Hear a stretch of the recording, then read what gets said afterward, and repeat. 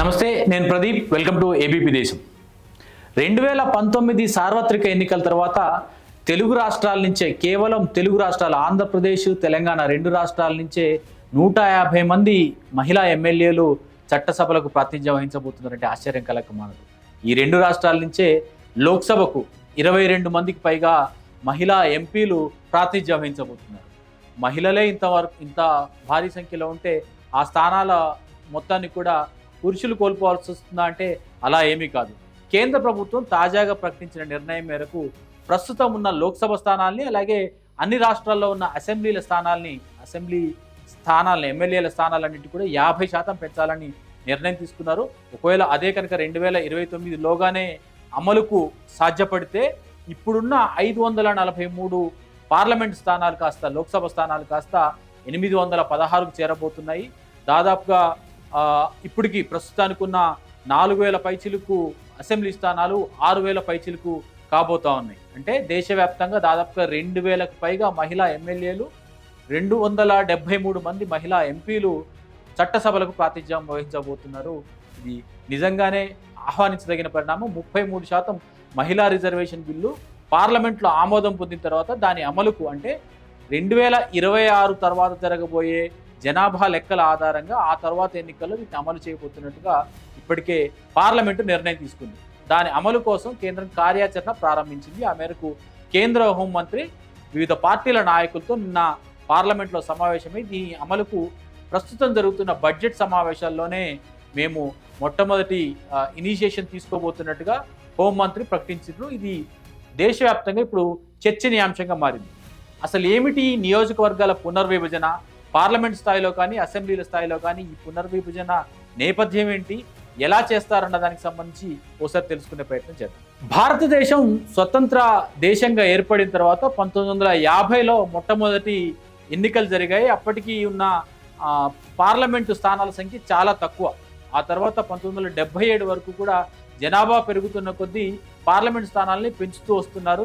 ఇప్పుడున్న 543 స్థానాలని పెంచిన తర్వాత జనాభా ఒక రకంగా కాకుండా, అంటే సమాన ప్రాతిపదిక కాకుండా కొన్ని ఉత్తరాది రాష్ట్రాల్లో వేగంగాను, దక్షిణాది రాష్ట్రాల్లో కొంత మందకోడిగాను జనాభా పెరుగుతుంది. జనాభా నియంత్రణలో దక్షిణాది రాష్ట్రాలు చాలా సమర్థవంతంగా పనిచేస్తున్న నేపథ్యంలో ఏ రాష్ట్రానికి ఆ రాష్ట్రానికి నిర్దేశిత పార్లమెంటు, అసెంబ్లీ స్థానాలని నిర్దేశించి తరువాత జరగబోయే ఏ పునర్విభజన అయినా సరే, నియోజకవర్గాల పునర్విభజన ఏదైనా సరే వాటి బార్డర్స్ మార్చుకోవచ్చు, కానీ సంఖ్య మాత్రం అంతే ఉంటుందని నిర్ణయం తీసుకోవడం జరిగింది. 2008లో ఈ మేరకు 88వ రాజ్యాంగ సవరణ చేస్తూ నిర్ణయం తీసుకోవడం జరిగింది. అంటే ఆ తర్వాత జరిగే ఏ నియోజకవర్గాల పునర్విభజన అయినా సరే సంఖ్య మారదంటే అప్పటికి ఉమ్మడి ఆంధ్రప్రదేశ్లో ఉన్న 42 పార్లమెంట్ స్థానాలు 42గానే ఉంటాయి.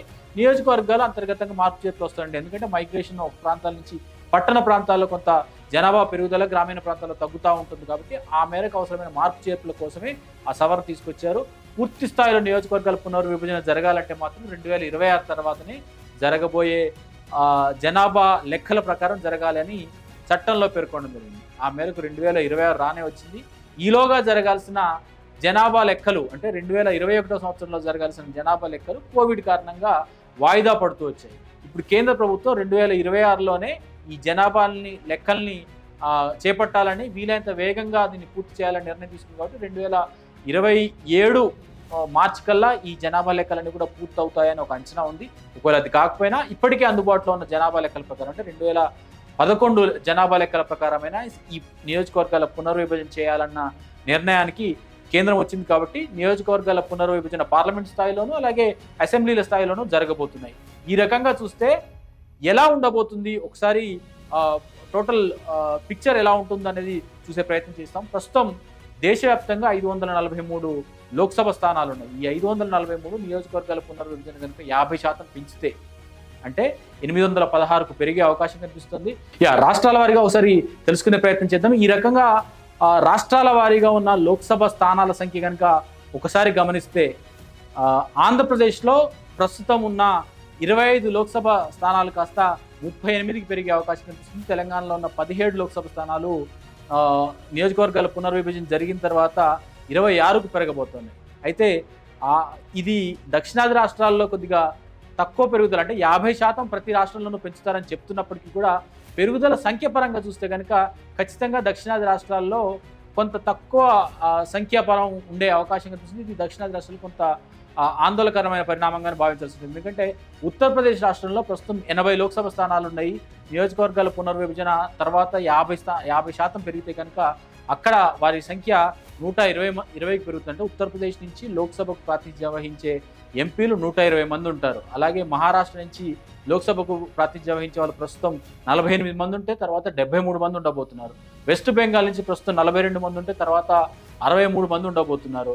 అలాగే బీహార్ రాష్ట్రం నుంచి కూడా ప్రస్తుతం 40 మంది ఉంటే తర్వాత 60 మంది ఉండబోతున్నారు. ఈ రకంగా చూస్తే కనుక లోక్సభలో తరువాత ఉండబోయే 816 మంది లోక్సభ సభ్యుల్లో ఎక్కువ శాతం ఉత్తరాది నుంచి ప్రాతినిధ్యం వహించే అవకాశం కనిపిస్తుంది.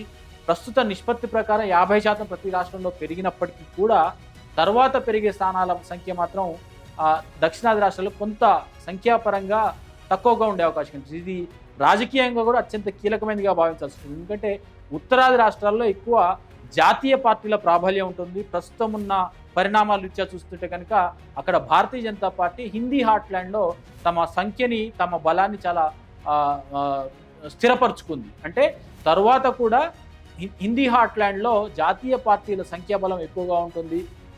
ప్రాంతీయ పార్టీలు ముఖ్యంగా దక్షిణాది రాష్ట్రాల్లో చూస్తే ఒరిస్సాలో బిజు జనతాదళ్ పార్టీ కానీ, లేకపోతే తమిళనాడులో డిఎంకే ఏఐడిఎంకే కానీ, ఆంధ్రప్రదేశ్ రాష్ట్రంలో తెలుగుదేశం పార్టీ వైఎస్ఆర్సీపీ కానీ, తెలంగాణ రాష్ట్రంలో బీఆర్ఎస్ పార్టీ కానీ, లేకపోతే కర్ణాటకలో జేడీఎస్ కానీ, కేరళలో ఉండే అనేక చిన్న పార్టీలు కానీ, అక్కడ జాతీయ పార్టీలు ఉన్నప్పుడు కూడా అనేక చిన్న పార్టీల సముదాయంగా ఉంది. కాబట్టి చిన్న పార్టీల సంఖ్య తగ్గుతుంది, పెద్ద పార్టీల సంఖ్య పెరుగుతుంది. నిష్పత్తి పరంగా ఏ రాష్ట్రానికి ఆ రాష్ట్రానికి అదే రకంగా ఉన్నప్పటికీ కూడా కొంత ప్రాబల్యం మారుతుంది, పార్టీల ప్రాబల్యం మారుతుంది. రాష్ట్రాలకు ఉండే ప్రాతినిధ్యం అదే రకంగా ఉన్నప్పటికీ కూడా ఇది ఒక రకంగా చర్చనీయాంశంగా మారే అవకాశం కనిపిస్తుంది. వాస్తవానికైతే జనాభా లెక్కల తర్వాత నియోజకవర్గాల పునర్విభజన జరిగే ప్రక్రియ ఎలా ఉంటుందో ఒకసారి చూసే ప్రయత్నం. సాధారణంగా నియోజకవర్గాల పునర్విభజన అనేది ప్రతి జనాభా లెక్కల తర్వాత, అంటే 2001లో 2011లో తర్వాత జరగాల్సిన 2021లో జనాభా లెక్కలు జరిగితే ఆ తర్వాత ఆయా రాష్ట్రాల్లో ఉండే పార్లమెంటు అసెంబ్లీ స్థానాల సంఖ్య మారకుండానే స్థానికంగా ఉండే జనాభా ఆధారంగా అన్ని నియోజకవర్గాలను కూడా దాదాపుగా ఒకేలాంటి జనాభా నిష్పత్తి, జనసంఖ్య ఉండే విధంగా ఒక ప్రాతినిధ్యం ఉండే విధంగా నిర్ణయం తీసుకోవాలనేది జరిగింది. ఆ మేరకు నియోజకవర్గాల పునర్విభజన జరిగే ప్రక్రియ సాధారణంగా నియోజకవర్గాల పునర్విభజన సంబంధించి పార్లమెంట్లో ఒక చట్టం చేస్తారు. ఈ నియోజకవర్గాల పునర్విభజన జరగాలని చట్టం చేస్తారు. ఆ చట్టం ఆమోదం జరిగిన తర్వాత డీలిమిటేషన్ కమిటీని ఒకటి ఏర్పాటు చేస్తారు. అంటే ఆయా రాష్ట్రాల్లో డీలిమిటేషన్ కమిటీలో సుప్రీంకోర్టు న్యాయమూర్తి ఒకరికి ప్రాతినిధ్యం వహిస్తారు. ఆ తర్వాత కేంద్ర ఎన్నికల కమిషన్ ప్రాతినిధ్యం వహిస్తారు. రాష్ట్రాలకు ప్రాతినిధ్యం ఉంటుంది. రాష్ట్రాలతో ప్రాతినిధ్యంతో పాటుగా ప్రముఖుల్ని ఈ అంశాల్లో నిపుణుల్ని భాగస్వాములు చేస్తూ ఈ నియోజకవర్గాల పునర్విభజన కమిషన్ ఏర్పడుతుంది. ఆయా రాష్ట్రాల్లో పర్యటించిన తర్వాత ప్రాథమికంగా ఆయా రాష్ట్రాల్లో ఉండే జనాభా, నియోజకవర్గాలు, రిజర్వేషన్లు ఈ మూడింటిని కూడా పరిగణలోకి తీసుకొని స్థానికంగా ఉండే ప్రజల పార్టీల అభిప్రాయాలు సేకరించిన తర్వాత ఒక రఫ్ డ్రాఫ్ట్ రూపొందిస్తారు. దాని తర్వాత అభ్యంతరాలు స్వీకరిస్తారు. అభ్యంతరాలు స్వీకరణ తర్వాత కొత్త నియోజకవర్గాల్ని ప్రకటిస్తారు. అయితే ఇప్పుడు జరగబోయే పునర్విభజన గతంలో జరిగింది, అంటే 2009 ఎన్నికలకు ముందు 2008లో జరిగిన పునర్విభజనకి తేడా ఏంటంటే ఈసారి నియోజకవర్గాల సంఖ్య పెరగబోతుంది, 50% పెరగబోతుంది.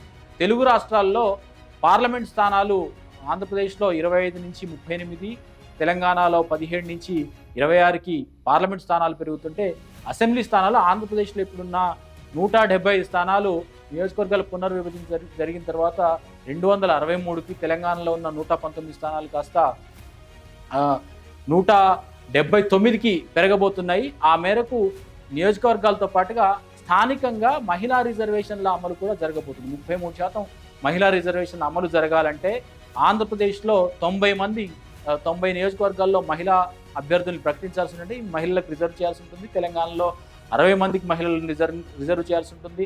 పార్లమెంట్ స్థానాల సంఖ్య పరంగా చూస్తే ఆంధ్రప్రదేశ్లో 13 స్థానాలని మహిళలకు రిజర్వ్ చేయాల్సి ఉంటుంది, తెలంగాణలో 9 స్థానాలని మహిళలకు రిజర్వ్ చేయాల్సి ఉంటుంది. దేశవ్యాప్తంగా 273 మంది మహిళలకు లోక్సభ స్థానాలని రిజర్వ్ చేయాల్సి ఉంటుంది. కాబట్టి ఆ మేరకు ఈ ప్రక్రియ సుదీర్ఘమైందిగానే చెప్పాల్సి ఉంటుంది.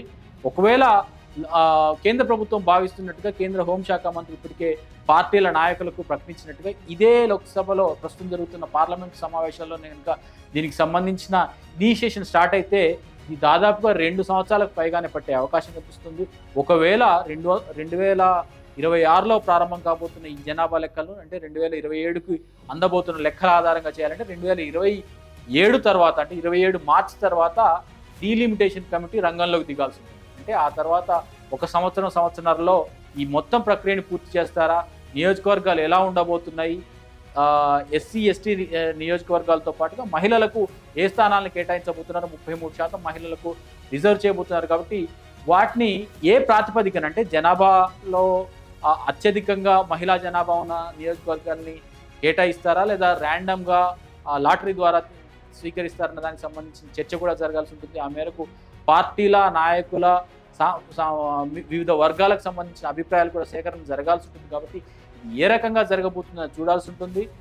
ఈలోగానే దక్షిణ ఉత్తరాది రాష్ట్రాల ప్రాతినిధ్య పరంగా ఇప్పుడున్న నిష్పత్తినే కొనసాగిస్తున్నప్పటికీ కూడా సంఖ్యాపరంగా దక్షిణాది రాష్ట్రాల్లో కొంత నష్టం జరుగుతుందని చెప్తున్నారు. కానీ ఏది ఏమైనా ప్రతి ఓటరుకి సమానమైన హక్కు ఉండాలన్న వాదాన్ని ఉత్తరాది రాష్ట్రాల ప్రజలు అంటే ఒక ఓటు ఎంతమంది ఎమ్మెల్యేలని, ఒక ఓటు ఎంతమంది ఎంపీలని, అంటే ఒక ఎంపీకి ఎంతమంది ఓటర్లు ఉంటారు అన్నది సంఖ్యాపరంగా ఉండాలి అంటే కనుక ఉత్తరాది రాష్ట్రాల్లో ఎక్కువ సంఖ్య పెరిగే అవకాశం కనిపిస్తుంది. ఎందుకంటే జనాభా ఎక్కువ ఉంది కాబట్టి ఎక్కువ మంది ఎంపీలు ఉండే అవకాశం కనిపిస్తుంది. కానీ భారతదేశము is a union of states, వివిధ రాష్ట్రాల సమాఖ్యగా ఉంది కాబట్టి అన్ని రాష్ట్రాల ప్రాధాన్యత కూడా సమంగా ఉండాలి, వాటి ప్రాధాన్యత కాపాడుతూ ఉండాలి. కాబట్టి ప్రస్తుతం ఉన్న ఈ లోక్సభ శాసనసభ నియోజకవర్గాల సంఖ్యని నిష్పత్తి పరంగా 50% ఉత్తరాదిలో దక్షిణాదిలో పెంచాలన్న వాదనకు కేంద్రం తలొగ్గినట్టుగా కనిపిస్తోంది. ఇదే రకంగా జరిగితే కనుక పెద్ద పార్లమెంటు, పెద్ద అసెంబ్లీని, అతి ఎక్కువ మంది ప్రజాప్రతినిధుల్ని, అన్ని వర్గాలకు సంబంధించిన ప్రతినిధుల్ని మనం చూడటానికి ఎంతో సమయం పట్టే అవకాశం లేదు, సమయం పట్టే పరిస్థితులు కనపడడం లేదు. ఆ మేరకు 2029లోనే మనం అనుకుంటున్నట్టుగా తెలుగు రాష్ట్రాల నుంచే 150 మంది మహిళా ఎమ్మెల్యేలు, దాదాపుగా 23 మంది మహిళా ఎంపీలు మనకు ప్రాతినిధ్యం వహించబోతున్నట్టుగా, చట్టాలను చేసే చట్ట సభ్యులుగా వారంతా ఉండబోతున్నట్టుగా మనం భావించాల్సి ఉంటుంది. ప్రతినిధులుగా కూడా చాలా ఎక్కువ మంది ఉండబోతున్నారు. కాబట్టి ప్రజాస్వామ్యం మరింత సుదృఢంగా పరిడవిల్లడానికి ఒక అడుగు ముందు పడిందని భావించవచ్చు.